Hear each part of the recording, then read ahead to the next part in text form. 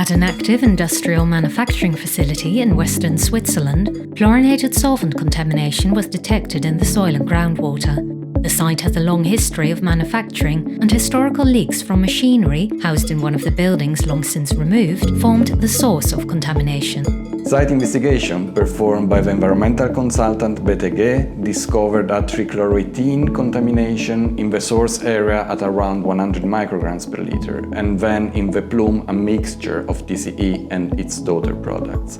Because this source was located right at the edge with the property boundaries, they discovered that there was a migrating plume of site, impacting also a neighboring property.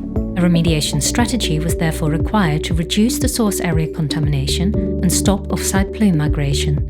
We carried out an evaluation of remediation options. We did a pilot test with a different method, and it was not really successful. So I contacted Regenesis, and we had very good feedback. We worked together for some additional investigation to close some gaps in the knowledge of the site, especially in chemics of the groundwater. Regenesis suggested an integrated remediation approach using a combination of in-situ remedial technologies using our electron donor, PlumeStop and S-micro-ZVI. S-micro-ZVI in particular offers some unique benefits here. Because of S-micro-ZVI ability to minimize the buildup of daughter product, this is a vital component of our treatment approach. And this is because of the very stringent target we have for vinyl chloride.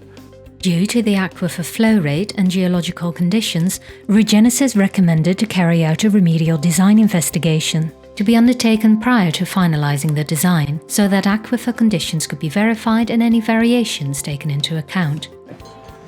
So the tests we did were water and mass flux testing, and we did a water injection test before the injections. This small additional investigation yielded valuable new information. What this allowed us to do was identify that there was particular layers in the aquifer which the groundwater was moving faster than originally thought. These layers that were identified were the main zones through the contamination was moving.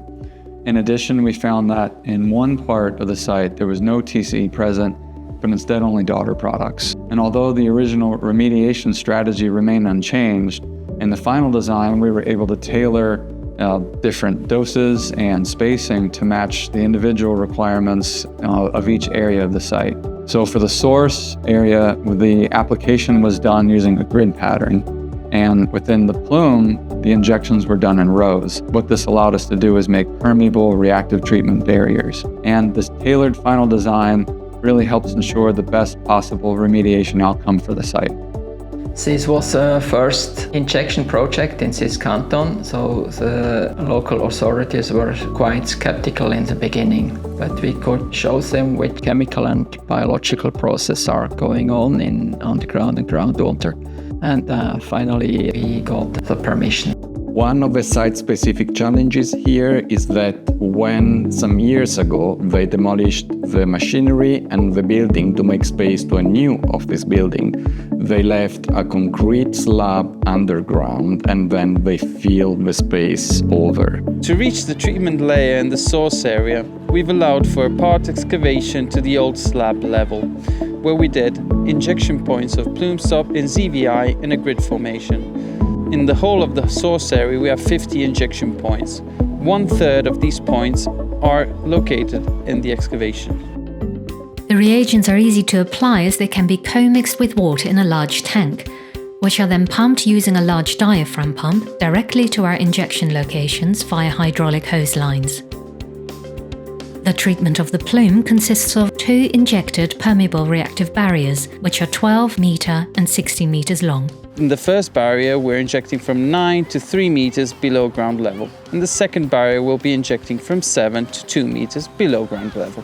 And as we're going on with the works, we are doing some soil and water samplings to verify the distribution of our reagents. This in-situ treatment minimizes disturbance to the clients' and neighbors' manufacturing activities, as no materials or infrastructure is left on site after the injection period. 10 months post-treatment, the source area is showing a 98.7% reduction in TCE concentrations, with minimal production of daughter products. The 2 down gradient berries in the plume area are now also showing a good decreasing trend. Regenesis, and we had very good contact and could work out a good solution together. We will continue monitoring for at least 2, maybe 5 years to see if the targets are also maintained in the long term. Another specific advantage of this in situ solution is that when we compare with other treatment methods, which have also been considered for this site, for example, pump and treat, air sparging or dig and dump, this is a completely passive solution and as such is much more sustainable. For more information on remediation options for chlorinated solvents or other contaminants, please get in touch or visit our website.